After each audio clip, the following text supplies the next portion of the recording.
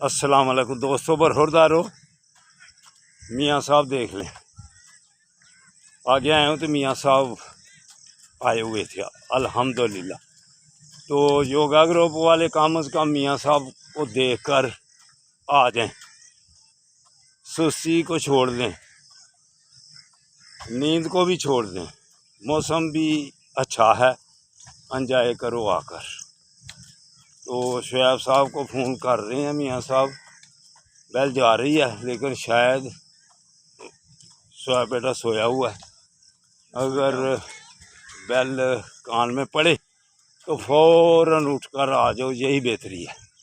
तो दूसरे सब दोस्त भी पार्क में आ जाएं। अल्लाह हाफिज़, अल्लाह हाफिज़। ये मियाँ साहब मेरे साथ हैं।